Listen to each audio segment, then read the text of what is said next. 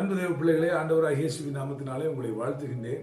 கர்த்தராகிய இயேசு கிறிஸ்து நம்முடைய பாவங்களை மன்னிக்கிற போது நிகழ்கின்ற 4 காரியங்களை உங்களோடு கூட பகிர்ந்து கொள்ள விரும்புகின்றேன். இயேசுவை ஒரு மனிதன் ஏற்றுக்கொள்கிற போது அவனுடைய பாவங்கள் எல்லாம் மன்னிக்கப்படுகிறது. பாவங்கள் மன்னிக்கப்படுவது மட்டுமல்ல, பாவ மன்னிப்பின் நிச்சயத்தை, the assurance of our forgiveness, பரிசுத்த ஆவியானவர் நம்முடைய உள்ளங்களிலே தருகின்றார். சரி, அந்த பாவங்களுக்கு என்னதான் சம்பவிக்கிறது என்று சொன்னால், கிழக்குக்கும் மேற்குக்கும் எவ்வளவு தூரமோ அவ்வளவு தூரமாய் கர்த்தர் நம்முடைய பாவங்களை நம்மை விட்டு அகற்றி இருக்கிறார் என்று வேதம் சொல்கிறது.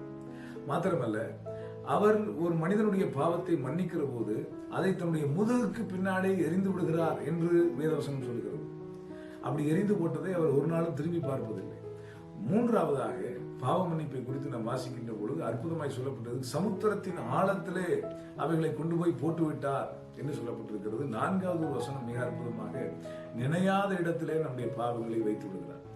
ஆண்டவராக இயேசு கிறிஸ்துவிடத்திலே நம்முடைய பாவங்களை அறிக்கை செய்து அதை விட்டுவிட ஒரு தீர்மானம் எடுப்போம் என்று சொன்னால், பலரும் பாவங்களை அறிக்கை செய்கிறார்கள், ஆனால் விட்டு விடுவதில்லை. வேதம் சொல்கிறது, தன் பாவங்களை மறைக்கிறவன் வாழ்வடைய மாட்டான், அவைகளை அறிக்கை செய்து விட்டு விடுகிறவன் இரக்கம் பெறுவான்.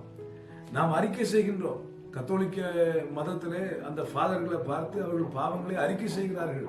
அறிக்கை செய்தால் மாத்திரம் போதாது, அவைகளை விட்டுவிட ஒரு தீர்மானம் எடுக்க வேண்டும். அது மாத்திரமல்ல, நாம் மற்றவர்களை மன்னிக்க தான் நம்முடைய பாவம் நமக்கு மன்னிக்கப்படும்.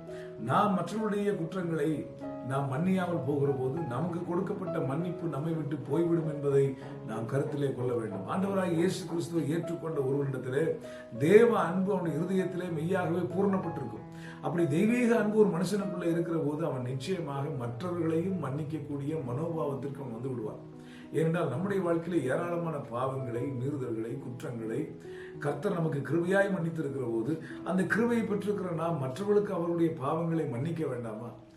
யார் எவ்வளவு பெரிய குற்றங்களை நமக்கு எதிராக செய்திருந்தாலும், எவ்வளவு நம்ம இன்சல்ட் பண்ணியிருந்தாலும், அவமதித்திருந்தாலும், நான் சொல்கின்றேன், நீங்கள் இயேசுவின் பிள்ளை என்பதை உங்கள் வாழ்க்கையிலே வெளிப்படுத்த விரும்பினால், இயேசுவினுடைய அடிச்சுவடுகளை நீங்கள் பின்பற்ற விரும்பினால், நீங்கள் இயேசுவின் சீசர் என்று சொன்னால், அவன் தன்னைத்தான் வெறுத்து தன் சிலுவை எடுத்துக்கொண்டு அனுதினம் அவரை பின்பற்ற வேண்டும். தன்னை வெறுத்தவனுக்கு நிச்சயமாக சுயம் இருக்காது. சுய மறுப்பு தான் தன்னைத்தான் வெறுப்பது என்பது. அப்படி தன்னை வெறுத்துவிட்ட ஒருவன் தனக்கு யார் எவ்வளவு பெரிய தீங்கு செய்தாலும் இயேசுவின் சீசன் என்று சொன்னால் அவர்களை மன்னிப்பார். அவர்களுக்கு நன்மை செய்யக்கூடிய ஒரு வாய்ப்பு கிடைத்தால் நிச்சயமாக அதை செய்வார்.